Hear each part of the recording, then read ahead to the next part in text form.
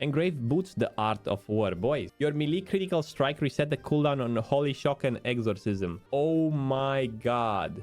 Paladin, we have the engraved belt, Enlightened Judgment. Increases the range of your judgment by 30 yards and your spell hit with all spells by 17%. Whoa. Are we gonna see a Shockadin soon? Because we're gonna have like 31 points in Holy. We're gonna get Holy Shock and stuff like that. Spell hit by 17%. Then we have Engraved Belt, Infusion of Light. Increases the damage done by your Holy Shock by 20%. And your damaging critical strikes with Holy Shock will reset the cooldown on Holy Shock and Exorcism and refund the cost of Holy Shock. Wait a minute, now we have Exorcism, which can be used instantly on any target. We have a Judgment on 30 yards range. We have Holy Shock with damage increase. Oh my, and resetting the cooldown of Holy Shock and Exorcism. Guys, it's time for a plate spellcaster. Oh my god, this is gonna be funny. So those two are belt. Then we have the Sheet of Light, which we saw it earlier. Dealing damage with your melee weapon increases your spell power by an amount equal to 30% of your attack power for 1 minute. Shockadin, boys. Oh my god. This is interesting. Those are all belt. The only thing that I regret right now is that I exchanged my trinket from BFD for an attack power one. Maybe we should have exchanged for a spell power one. Who knows? But probably there'll be more trinkets. Soon we're gonna get to the items part. If you're watching this on YouTube, check the videos. We have like covering everything. The items, the new spells, the everything. If you're curious about something, you're gonna find it. So far, the belt runes are okay. They're kind of focused more on... I don't see one for tanking. Or maybe the Judgment. I think the Judgment is supposed to be for tanking. The yards.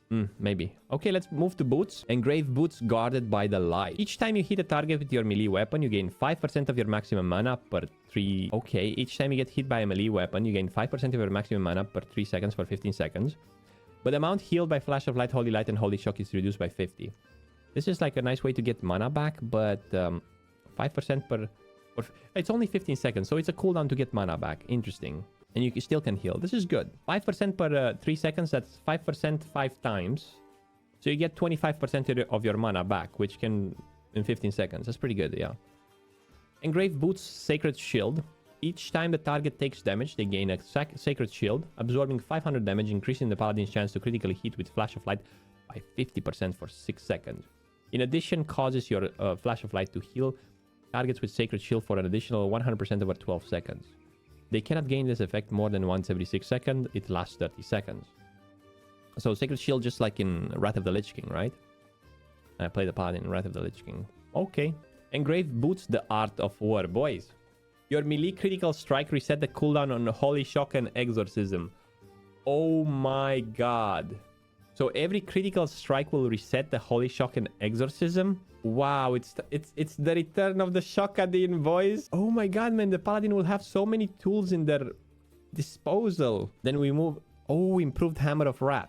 The cooldown on your Hammer of Wrath, it's reset each time it damages an enemy below 10% health. Can be good for bosses in the last phase, but bosses die quite fast in the last phase, so the cooldown of Hammer of Wrath is reset each time it damages an enemy below 10% health. And that doesn't seem like... This is for bracers. We move to the bracers now from the boots. That doesn't look good to me. Engraved Bracers Purifying Power reduces the cooldown on Exorcism and Holy Wrath by 50%. And Holy Wrath can now be cast at any target and will stun undead and demon targets for 2 seconds. Oh my god. Holy Wrath at every target, not only undead. Just they want... Wow, imagine the damage.